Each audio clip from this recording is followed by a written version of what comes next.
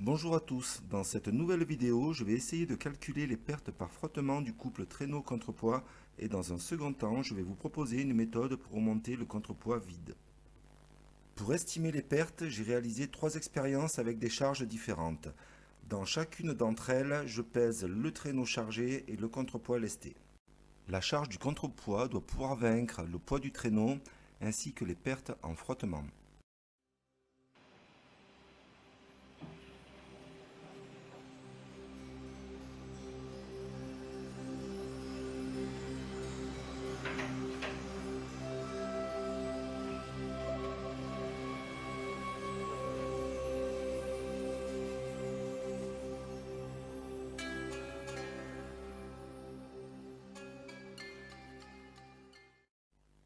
Je conserve les chiffres de l'expérience 3. Par contre, les unités changent et je passe des grammes aux tonnes.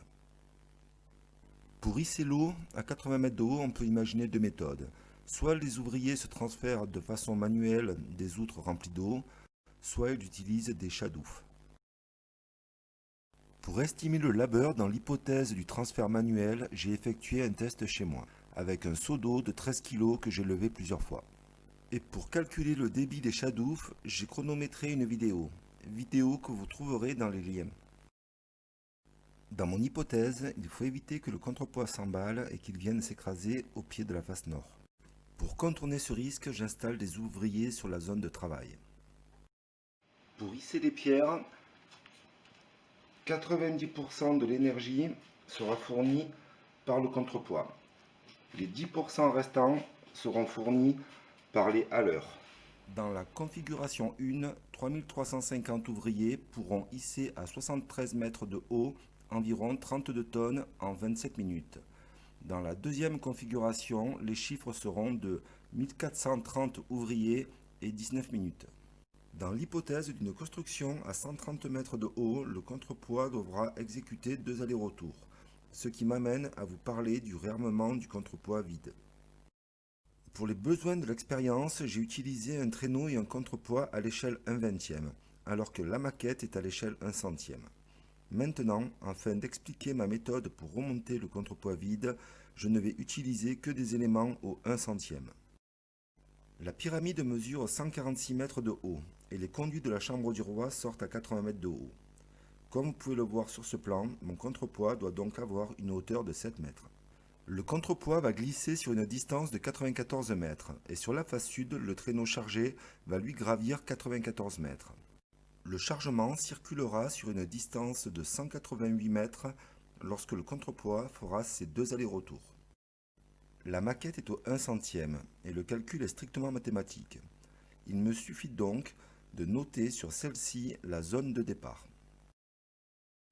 En vue de réaliser l'expérience qui va suivre, j'ai découpé 2 longueurs de corde de 94 cm et j'ai installé un plot sur le plateau d'arrivée.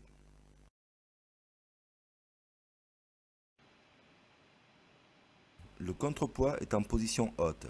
Sur le plateau de travail, on a un traîneau vide et en bas de la face sud, on a un traîneau chargé de pierres.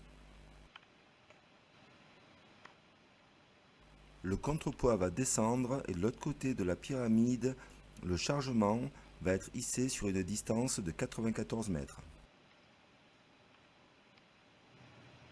Je vais maintenant amarrer le traîneau chargé au plot et je vais accoupler le traîneau vide au contrepoids.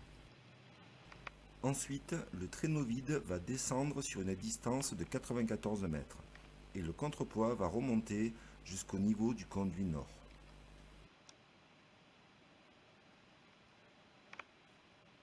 Maintenant, c'est le traîneau vide qui est amarré au plot et le traîneau rempli de pierres est accouplé au contrepoids.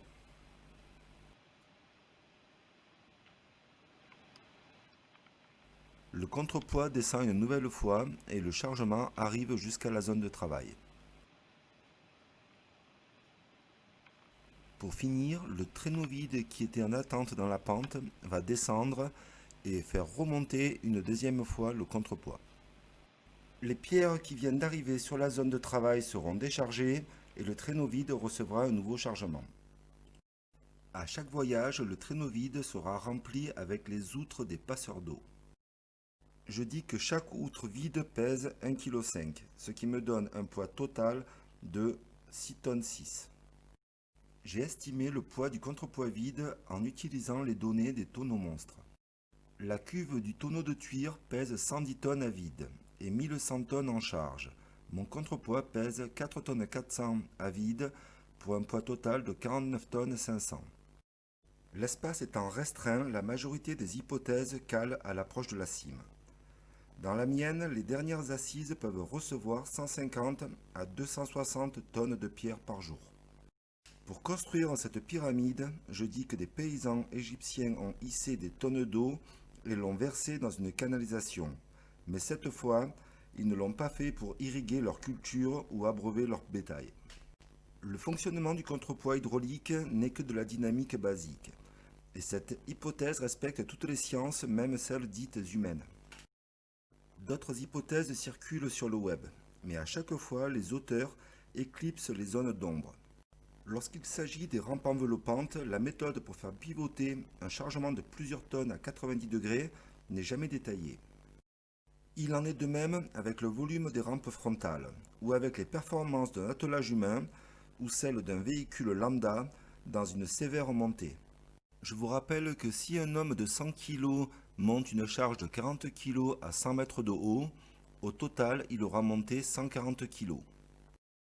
Et pour ceux qui pensent qu'il suffit de lever ou de basculer de gradin en gradin les pierres, je signale que certains blocs avoisinent les 60 tonnes. Dans ma prochaine vidéo, j'aborderai le sujet de la construction à 20, 40 ou 60 mètres de haut. Là, il sera question du rôle du contrepoids de la grande galerie. À bientôt.